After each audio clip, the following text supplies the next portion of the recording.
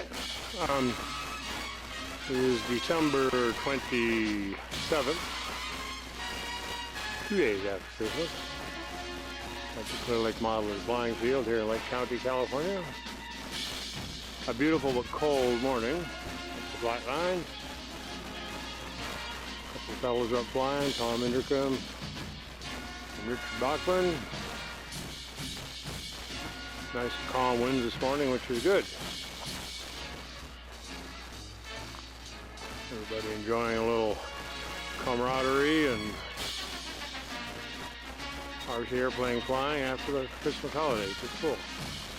The really reason we're here today is at our Christmas party, Jack Tatum won a new model, new to him model of a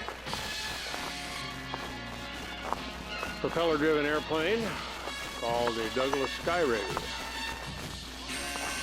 And Jack just finished up with all the assembly and got it all together and everything tweaked. And he called me the other day and said, hey, it's time for the test flight. So, uh-oh, I see a problem with one of the gear already. Hopefully they can sort that out. We'll talk a little bit about the airplane. I don't want to bother Jack when he's putting things together and figured out that landing gear issue, but in 1944, for the United States Navy, Douglas Aircraft Company designed an airplane that was to become called the Skyraider. AD-1. AD, A for attack, D for Douglas, and 1 for the first one in its line. First designation was AD-1. The airplane was designed to replace the Helldiver and the SPD Dauntless. SPD was also built by Douglas. Served at the Battle of Midway and the latter part of the Pacific War with distinction, not extinction. Well, I guess some extinction too, but they wanted something bigger and better and faster, so they developed the Skyraider. Empty weight, 12,000 pounds. Gross weight, around 18,000 pounds. The old fable I've always heard that the Skyraider could pick herself up in weapons and things, and that's not so. But it can pick up 50% of its empty weight, which is pretty darn good. Long loiter time, they could spend 10 hours over a target, up to 10 hours over a target with a couple of drop tanks, which worked out really well in Vietnam when they were doing the Sandy mission, which was the top air cover for recovering pilots and aircraft that had been shot down in the war. And their call sign was Sandy. Sandy Lead was the Skyraider in charge of the day. Again, piston-powered airplane. Wright duplex Cyclone, 18-cylinder radial engine, 2 rows of 9. 3,350 cubic inches, about 2,700 horsepower in the latest version. Later on, the military changed all of its aircraft designation names, and they went from AD to AE.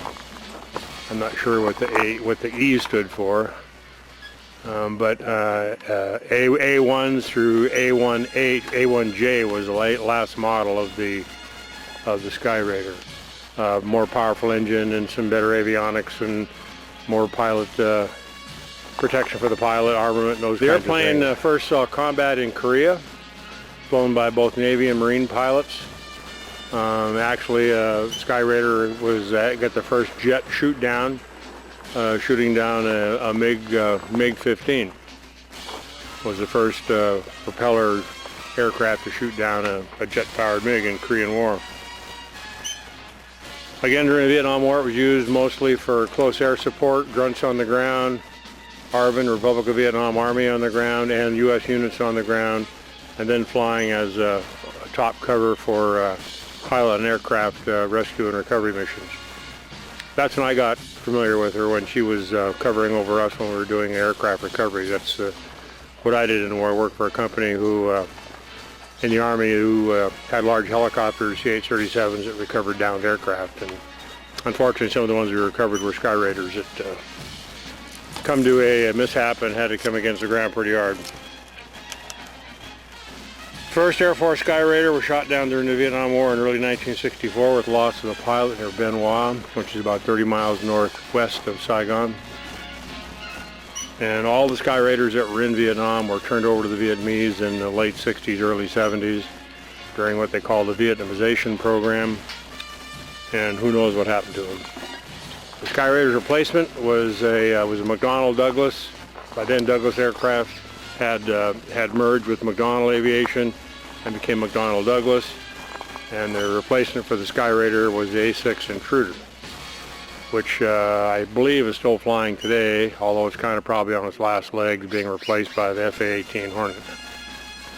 But Jack's still sorting stuff out there, so I'll just kind of wait here till he gets that done, and then we'll have him talk a little bit about the build. All right, here we are Friday morning, cold Friday morning. Had a few setbacks here this morning, so trying to rectify this. But this is a brand new airplane we just put together. It's an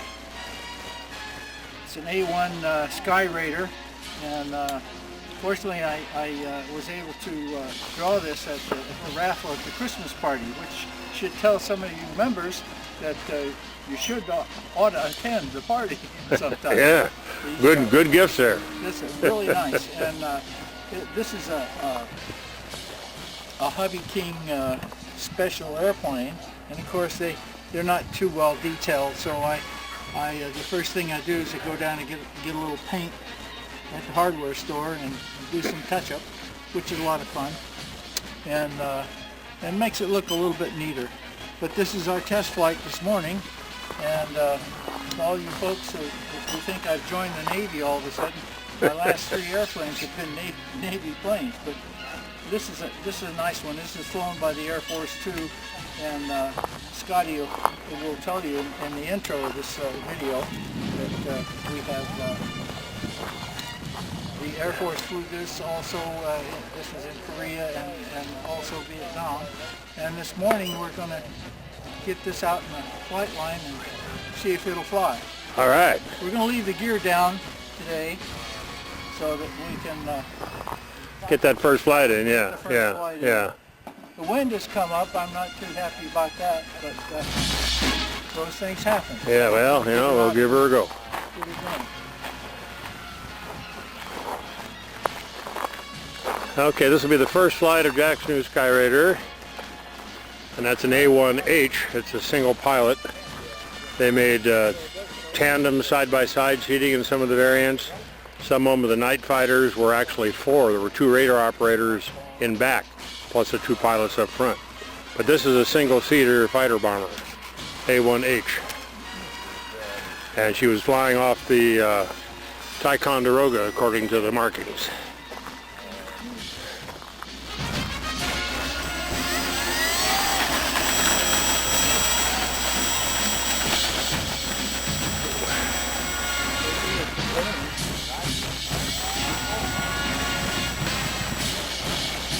Okay, Jack has her out on the runway in center field and taking off from the right side. A little bit of a west wind's come up, mile or so an hour.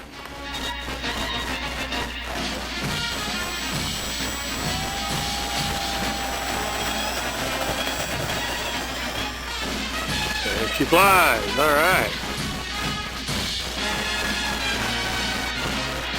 Jack leaving the gear down because he had some issues with one of the retracts. It wasn't working properly and reliably, so he just locked them down and fly with the gear down for this first flight, just so we can get the flight done, get her all trimmed out.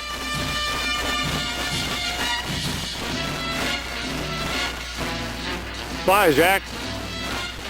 Get your heart rate settled down, buddy. That's not wide open, is it? Okay. Oh yeah, you look almost at a point of a stall there when I was commenting on it, a little slow. But.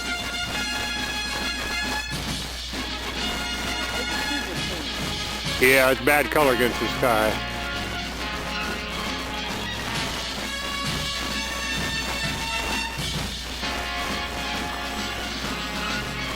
Nice fly pretty well though, Jack.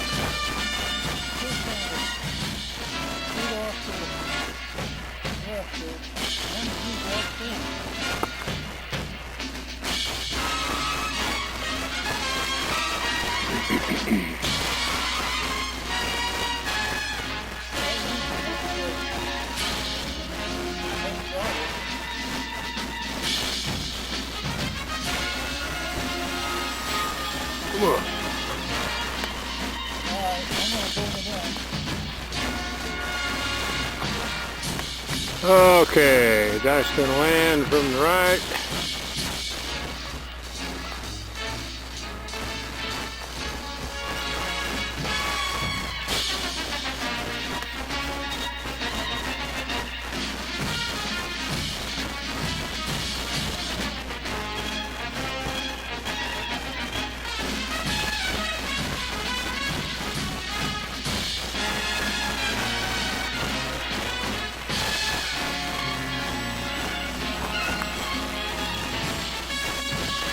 All right, good job, Jack. Got the tree wire.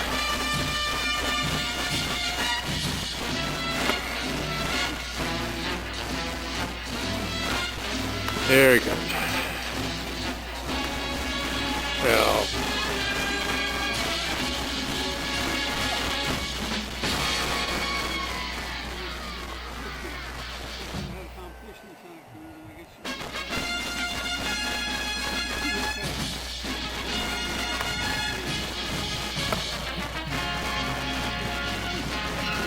all right, A18 Skyraider. Jack's first flight on her. She's real sensitive on nothing tipping her nose over. Yeah, you might move that, put it on the stand, move that CG back a little bit more. I'm just going to leave it at that. It was a good flight.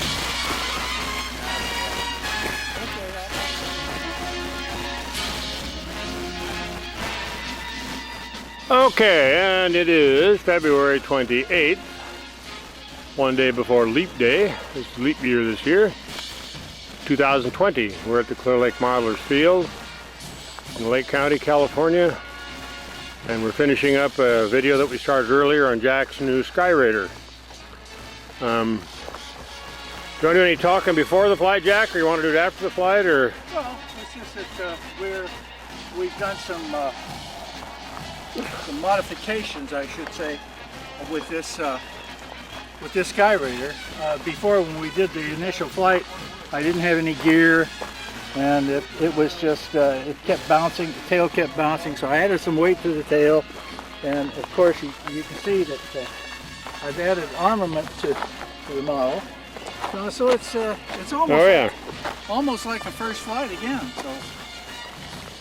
Yep, he's got the de-icing boots painted on, and some rockets and wing tanks and all kinds of goodies. There might be napalm. Those are napalm. Mm-hmm. So we're going to roll out. Alrighty, well, I'll get out of your way and we'll watch the takeoff here.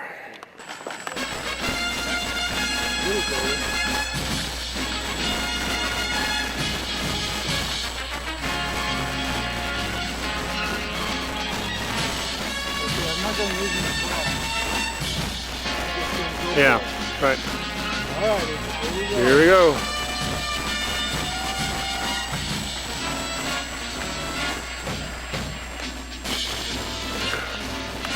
And there she goes.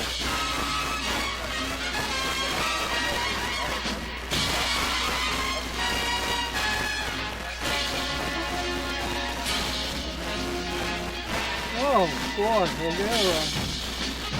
gonna have to calm those down a little bit. Yeah, I was kind of concerned with all that ordnance hanging on the wings. It might affect the flight, but hell, it's flying great, nice and smooth.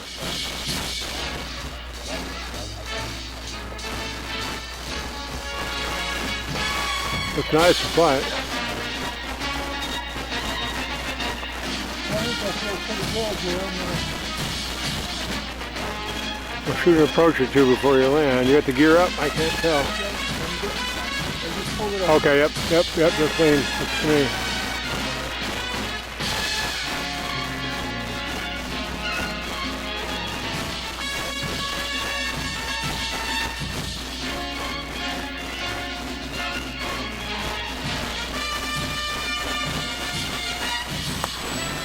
Ooh, that's a nice shot. You like that.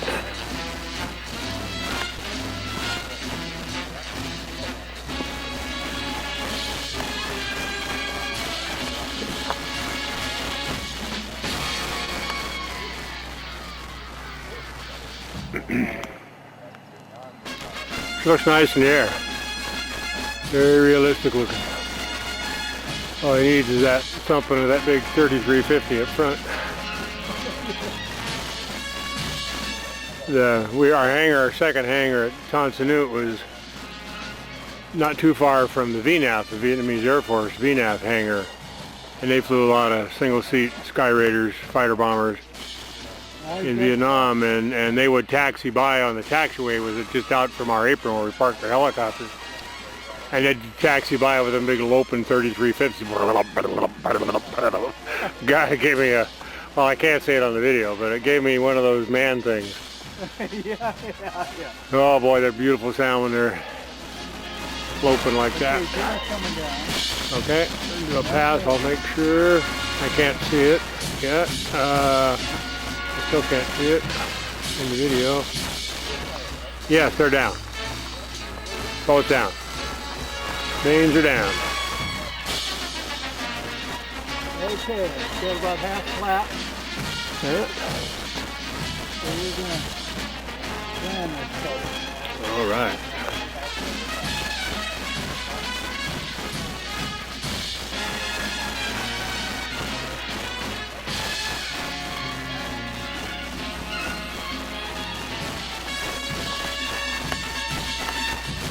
Good job, Jack. Good job.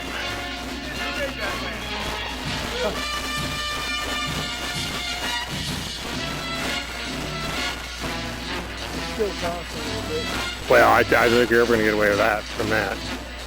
Even with you had struts that were pneumatic struts, you're still going to bounce the deal so rough and plane's so light.